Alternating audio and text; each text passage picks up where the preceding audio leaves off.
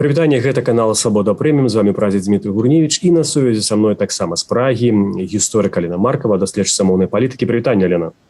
Вітаю, добрый дзень.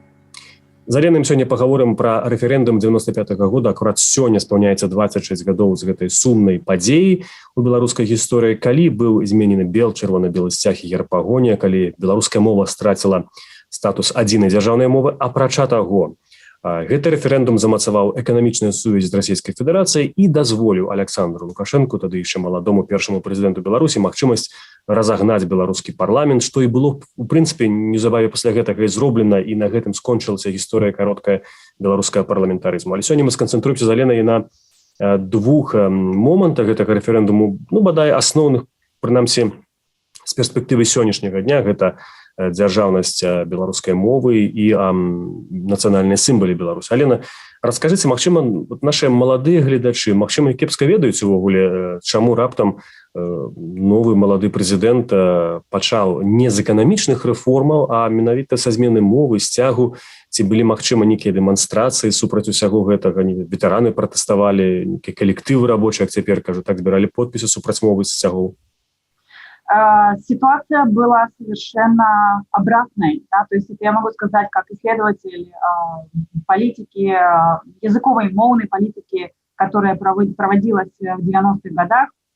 И те, вот, например, коллективные письма, да, которых вы упомянули, они собирались в поддержку белорусской мовы, да, и это было очень массовое явление, когда там рабочие коллективы, например, писали в поддержку. И совершенно невозможно сказать, что были какие-то протесты или демонстрации и так далее против введения законодательства одного государственного языка, белорусского языка. И потому что та ситуация была совершенно обратная, да, то есть была массовая волна принятия национального языка в качестве единственного государственного. И совершенно мы не можем сказать, что, например, это была какая-то затея там апантанных националистичных политиков, да, которые какой-то хитростью или манипуляциями значит, ввели в законодательство белорусскую мову как единственную мову государственную. Совершенно нет. В этой позиции совпадали именно позиции как бы новой волны, новых политиков, которые пришли к власти и попали в парламент, и людей, которые массово поддерживали этот переход. И поэтому вот это была очень массовая поддержка, что касается... Просто сегодня вельмі часто беларуская пропаганда кажа аб тым, што там Александр Лукашенко цытуе, вот так я цытую зараз яго, што рускія сидзелі на чемоданах, што навязвалася беларуская мова, дзеці плакалі, не ведалі, там нацыяналісты вяршылі свае чорныя справы. Нет, законодательством был предусмотрен постепенный переход, который предусматривал постепенный переход, и были предусмотрены, например, языковые курсы, да, и так далее. То есть это было не насильно, да, что вот, например, можно было подумать, да, сегодня вышел указ 26 января 90 и завтра все заговорят. Совершенно нет. Были предусмотрены определенные меры для постепенного перехода. Причем, если уже говорить там о том, кто сидел на чемоданах или кто там, дети плакали, да, то достаточно просто посмотреть на письма, которые присылали люди, потому что правительство перед тем, как подняло вопрос законодательно, да или нет, белорусский как единственный или нет, оно спросило граждан. И наоборот, подписывали даже эти письма в поддержку даже те, кого мы называем неэтническими белорусами, да, те же, например, представители, я не знаю, русской национальности, которые жили, да, и они тоже считали нужным высказаться в поддержку белорусской мовы как единственной государственной, да, то есть просто достаточно посмотреть на эти письма, да, там процентуально и увидеть, что это совершенно, сегодня это просто используется как в качестве пропаганды, но это не имеет ничего общего с тем, что происходило на самом деле. Як гісторык, ці вот далі вы сама сабе адказ на пытанне, навошта тады Лукашенко спатрэбіўся такі рэферэндум, калі ў прынцыпе грамадскага запыту на нейкія радыкальныя меры в прынцыпе не было? Да, это хороший вопрос, но я считаю, что здесь немножко иначе стоит вопрос, да, и он, наверное, скорее соотносится с личностью президента, который всегда инклинировал к каким-то советским инициативам, да, и не был наклонен к белорусскому языку как национальному языку, да, о чем он нередко и сам говорил, да, и поэтому, когда пришла такая возможность, то был организован референдум, который вот уже в этом случае, в случае референдума 1995 года, действительно встретился с протестами, да, например, со стороны политиков и так далее. Но, тем не менее, та инициатива исходила именно от президента, несмотря на успешную реализацию закона, да, несмотря на то, что и даже после 3 года после начала реализации, 4, не было никаких настроений, которые бы свидетельствовали о том, что Лукашенко реагирует на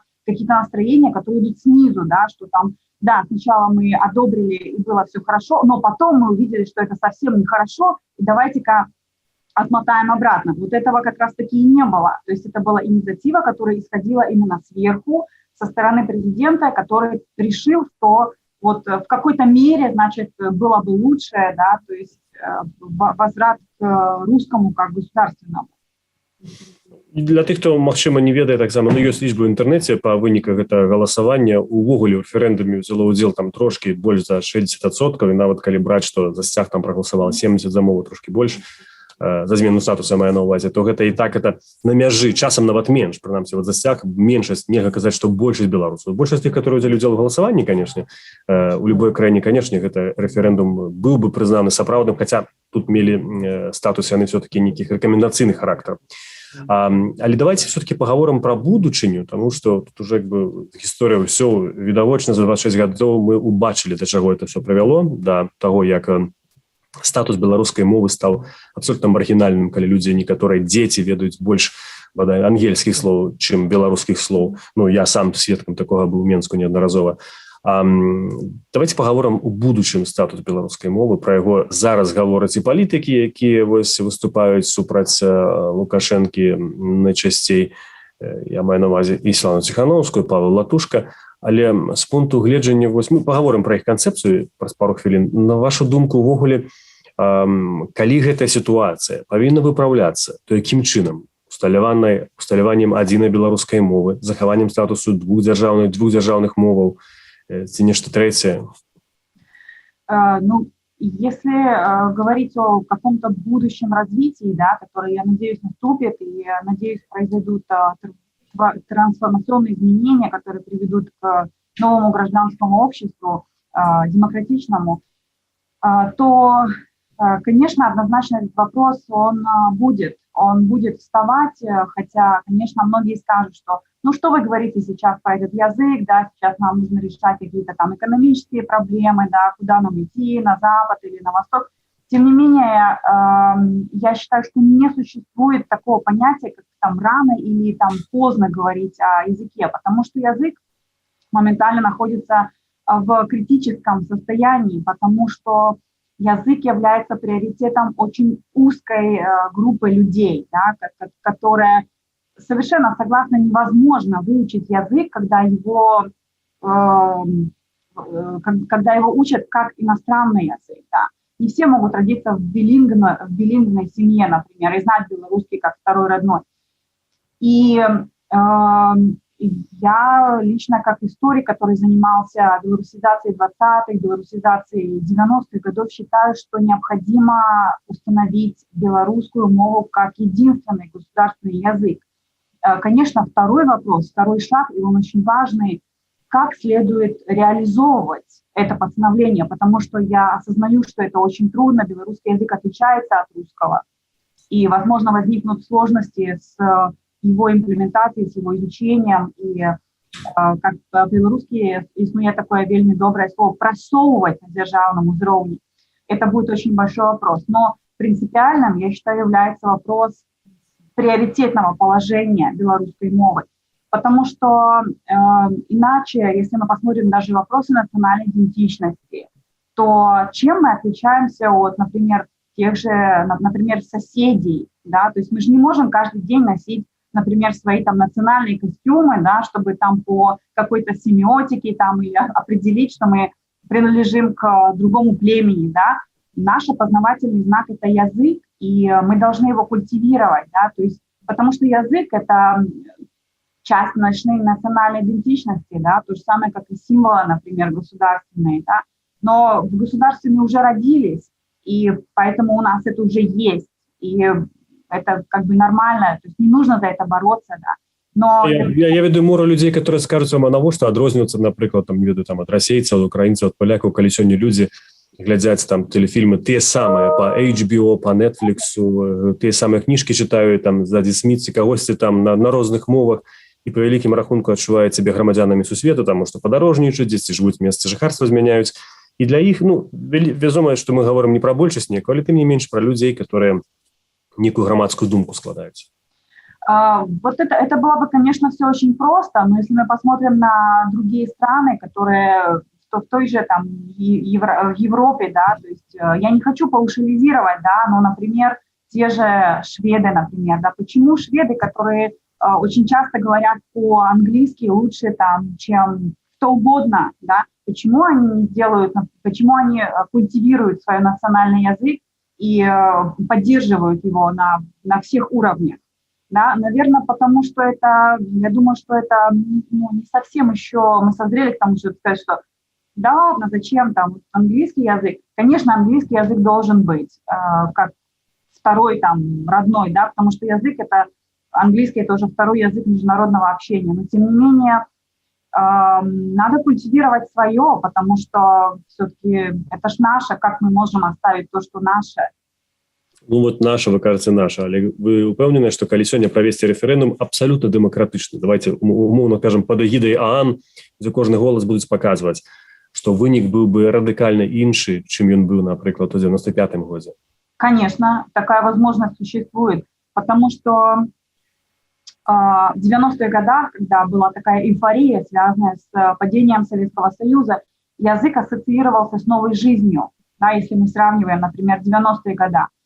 И поэтому люди как бы однозначно принимали этот язык, да, не вызывало каких-то споров, это вот вопрос, да, и наоборот была массовая поддержка, что я уже говорю, еще раз повторяю, что существовала огромная массовая поддержка, да, даже от неэтничных белорусов. Но сегодня, после массивной русификации, которая продолжалась на протяжении всего президентствования существующего президента, когда негласным образом белорусский язык был на второстепенной позиции, даже не второстепенной, а, я не знаю, третьестепенной, четвертостепенной, выросло поколение, которое совершенно, можно сказать, не имеет отношения к белорусской мове, к белорусскому языку, и поэтому, конечно же, вопрос встает такой, что зачем мне разговаривать на белорусской мове, когда, вот, собственно, все время можно по-русски абсолютно нормально говорить. И да, этот вопрос в том, что насколько сейчас люди, да, которые, например, поддерживают новые перемены, поддержат с новыми переменами и новый язык в качестве единственного государственного. И поэтому возникает вопрос, как же поддержать белорусский язык так, чтобы, и, собственно говоря, он стал массовым и приемлемым для большинства населения Беларуси. Вось у праекце Светланы Ціхановскай ёсць гаворка пра тое, што захаванне пакуль што там двух статусаў, двух афіцыйных моваў з разлікам на тое, што у будучыні ўсё-такі будзе абвешчана адна дзяржаўная мова беларуская. Ну чым гэта вот не кепскі варыянт? Но вопрос состоит в том, что когда же этот светлый момент наступит? Когда же этот светлый момент наступит, да? То есть когда? То есть предполагается, что сначала закрепление двух государственных языков, а потом шаги по отношению к закреплению белорусского в качестве государственного. Но вопрос когда, да? То есть здесь существует такая, я считаю, как бы опасность, да, что это будет откладываться на потом, да, и там в качестве, ну а сейчас давайте поговорим про экономические вопросы, а сейчас давайте поговорим про политические там какие-то, да, а язык там может быть когда-нибудь потом, поэтому Я, конечно, понимаю этот проект, что это такое компромиссное решение, но, с другой стороны, когда же потом решать вопрос единственного государственного языка?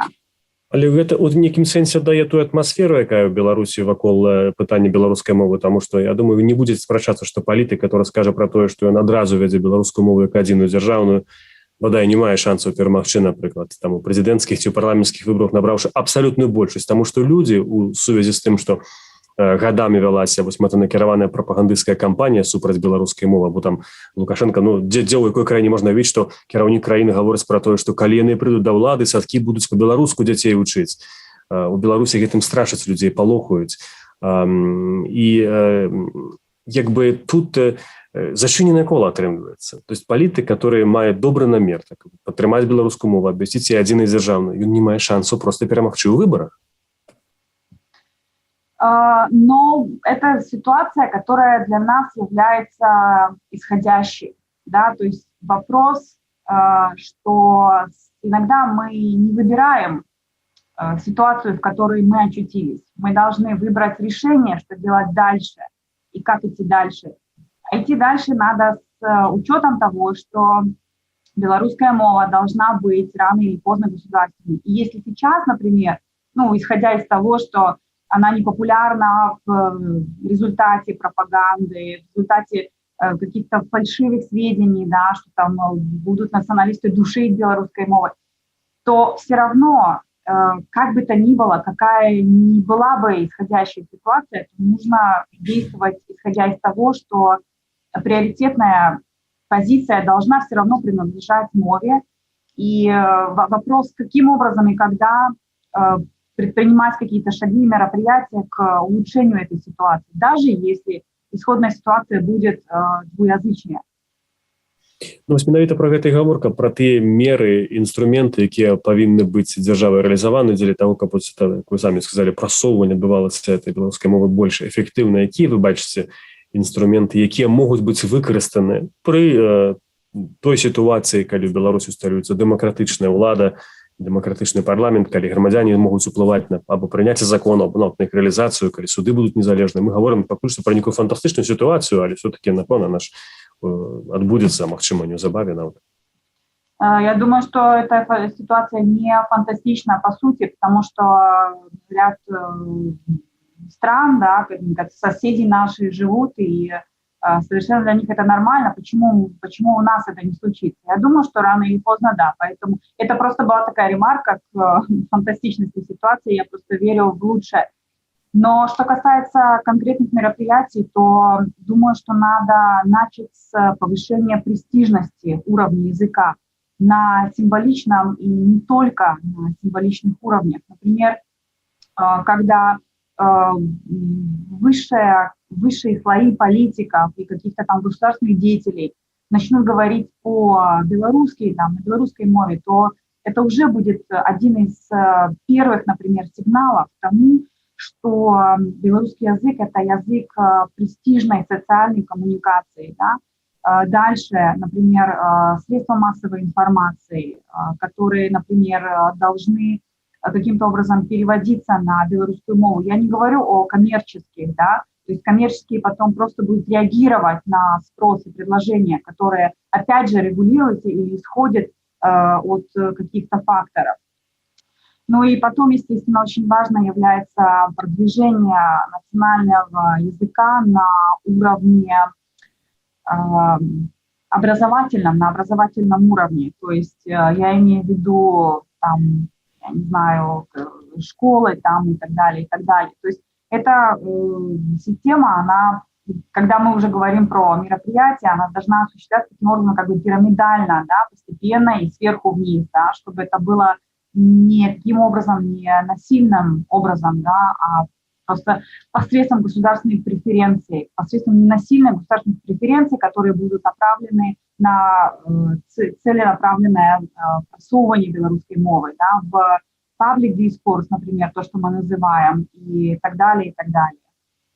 А хто павінен ажыццяўляць эту всю палітыку? Ну, павінна быць то некая іншая інстытуцыя, ці гэта ўрад, некая камісія, таму што гэта гучаць можа прыгожа, але хтосьці павінен сачыць за рэалізацыяй таксама ўсяго гэтага. Вы знаете, это процесс, который будет, я просто верю, что он будет, он настолько масштабный, что и должны будут какие-то там, например, координировать какие-то действия, да, в каких-то определенных сферах, что да, я считаю, что будет необходимо сделать, ну, хотя бы временную комиссию по, например, национальным вопросам, да, которая будет координировать эти действия. И поскольку этот вопрос, он очень является масштабным, да, и да, я считаю, что необходимо создание какой-то целенаправленной, временной там, или постоянной организации, которая именно будет заниматься пропагацией, я не знаю, контролем, да, и следованием там вот этих вот мероприятий, которые будут, потому что этот вопрос, он очень массивный. Алена, а ці ёсць увогуле ў свеце краіна, якая паспяхова ажыццяўляе падобную палітыку, скажем, вяртання сваёй нацыянальнай мовы, якую можна браць за ўзор? Мы маем пад бокам некалькі такіх краін. Ёсць краіны Балтыі, которые, у прынцыпе, з падобнай сітуацыяй праблемай мелі дачыненне ў 90-е гады, камусьці это ўдаецца лепш, камусьці горш. Ёсць свежы прыклад Украіны, дзе вакол моўнага пытання спрабавалі некаторыя сілы ўвогуле учыніць вэрхал. Але мы таксама бачым, што там няма ніякіх пратэстаў супраць, напрыклад, украінізацыі. Прынамсі, я такога не сустракаў. Конечно, примеры эти есть. Вот как вы уже упоминали, это, например, Украина, да, или там страны Балтии, да, которые все проблемы на территории постсоветского пространства, они, что касается вот национальных вопросов, они немножко идентичны, да, потому что все там более-менее республики, они сталкивались с русификацией, да, в большей или меньшей мере. Что касается Беларуси, Белорусской Советской Социалистической Республики, то нам повезло в этом смысле гораздо меньше, да, потому что сами представители коммунистического верхушки, они хотели сделать русификацию даже больше, чем требовалось из Москвы, да. И у нас ситуация вот поэтому намного хуже. Но, как показывает опыт, что касается, например, предыдущего опыта с разных годов, или что касается наших соседей, опять же, ничего не поможет лучше сохранению национальной идентичности и национального языка, чем целенаправленная государственная политика. Потому что вот что касается, например, нашей так называемой софт-белорусизации, которую часто исследователи называют, от 2015 года идет в Беларуси софт-белорусизация. Там мы носим вышиванки, даже белорусский патриотический союз молодежи там устраивал дни вышиванки, дни белорусской мовы и так далее. Это все очень является тонким слоем, который очень быстро исчезает, да, при необходимости. То есть массивная государственная поддержка именно на государственном уровне, она совершенно необходима. О чем и свидетельствует и пример стран Балтии, например, или Украины. Да, то есть, несмотря ни на что, все-таки эта цель, как бы, она постепенно достигается, да, и я не могу сказать, что там какие-то существуют там массовые волнения, да, или там массовые протесты, да, то есть, которые бы вели к какому-то там отрицанию там результатов, да, или там.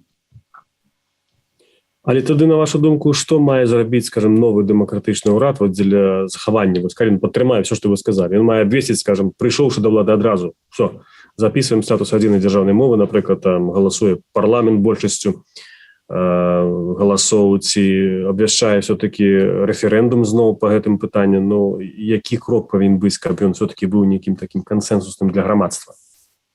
Референдум, конечно же, не могут выноситься такие вопросы на референдум. Я думаю, что не нужно повторять ошибок, которые были в 95-м году. Я не имею в виду, что ошибки, я считаю, я не имею в виду, что я так вот презрительно отношусь к мнению большинства, да, и так далее. Нет. Просто когда был референдум 95-го года, там же были ясно обозначены ошибки, которые нарушали существующее законодательство. Да? Невозможно выносить на референдум вещи, да, которые представляют, являются частью национальной исторической адметности, например, да, то есть поэтому я считаю, что ни в коем случае референдум не может быть просто по своей сути. Вот. И я считаю, что, наверное, лучше делать, если делать какие-то радикальные изменения, что касается там социальной трансформации, экономической трансформации, то сразу вот в этом пакете новых изменений, которые будут приняты, да, потому что потом может быть поздно, потом может быть уже не будет места для вот этой вот вопроса. И делать все вместе как меры, которые будут приняты после того, как начнется старт гражданскому обществу. А второй шаг после того, как, например, одна мова будет принята, то это уже конкретные какие-то конкретные шаги на основании изучения опыта той же Украины, того же Прибалтики, той же Прибалтики, как это сделать самым лучшим образом. Да? Но опять же, я хочу сказать, что в защиту, например, одного языка, что речь не идет о том, что мы будем говорить, а теперь будем все говорить по-английски. Ну, я, конечно, очень извиняюсь. Я зрабіў просто рэпліку невялікую. Менавіта гэтага і людзі і баяцца, што калі щось такое адбудзецца і будуць пільнаваць дома на вуліцы, прымушаць, а для іх это просто незручна, не адразу комфортно, тому што ну хтосьці выхаваўся і чуў беларускую мову там 2-3 разы за жыццё ў метро. Да, я все понимаю, но, во-первых, белорусская мова, она же все-таки не так уже сильно, чтобы отличается, да, конечно, я сейчас слышу все эти возгласы, даже, вот, белорусская мова отличается от русской, конечно, да, но это же все-таки не так радикально отличается, чтобы можно было сказать, что... Не да, ирландская, от ангельской. Да, я имела в виду, вот, например, английский там, или там, да, немецкой, да, не дай бог, или что еще, но...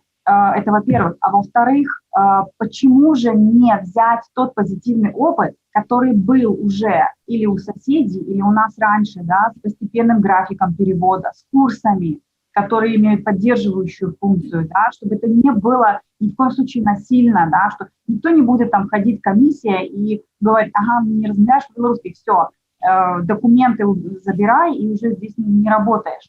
Такого не должно быть. То есть это должно быть постепенный переход, который будет рассчитывать на определенное время, на определенный график и очень определенные, разумные, постепенные мероприятия по имплементации. То есть не нужно никого душить и насиловать. То есть именно как бы использовать опыт позитивный для того, чтобы это сделать. И это очень реально. Это все не из области там science fiction, какой-то там фантастики научной, а это уже было. Это уже было у нас, это было уже у соседей. То есть эти механизмы уже есть. Просто нужно их использовать сейчас. Вось гэтага датычыць якраз апошняе маё пытанне. На вашу думку, на які адрэзак часу увогуле можа быць такая палітыка павяртання мовы разлічаная, колькі зойме працэс, і калі можна будзе прызнаць, што вось, вот конец, мы бачым вынік эфектыўны, давайте згортвацца, там, не ведаю, перастаць дбаць пра это ўсё, таму што гэта все уже адбываецца натуральным чынам. Для эффективности проведения политики, как показывает опыт с 20-х годов или там, с 90-х годов, когда проводилась белорусизация, необходимо немного большее количество лет, например, чем вот 5, когда это было в Беларуси, например. Почему? Потому что необходимо, чтобы эти вот изменения и политика, которая идет сверху языковая, она начала самопроизводиться, саморепродуцироваться, то есть чтобы она закоренилась настолько, чтобы не нужно было постоянно опираться на ее поддержку сверху. Вот. И примерно, я считаю, наверное, минимально 6-7 лет должно это проводиться для того, чтобы эти меры укоренились и начали приносить какой-то позитивный эффект. Не меньше, то есть не меньше. То есть это очень такая кропотливая и долгая работа. То есть не будем говорить, что мы сейчас раз и все изменим. И нет, этого не настанет. Это нужно очень усердно, упорно и очень осторожно работать, чтобы эта реакция не вызвала обратную реакцию отторжения. То есть, а это требует большего количества времени. Дзякуй вялікі, Алена. Я нагадаю нашим гледачам, што сёння маім госцем была Алена Маркова, гісторык, даследчыца моўнай палітыкі. Мы гутарылі пра рэферэндум 95-го года, які змяніў статус беларускай мовы з адзінай дзяржаўнай, а таксама змяніў нацыянальныя сімвалы і у вялікім рахунку адкрыў дарогу да дыктатуры ў Беларусі. Вы глядзелі канал Свабода Прэміум. Для вас працаваў празе Дмітрий Гурневіч. Усього вам самага добрага. Бывайце і заставайцеся са свабодай. До побачення.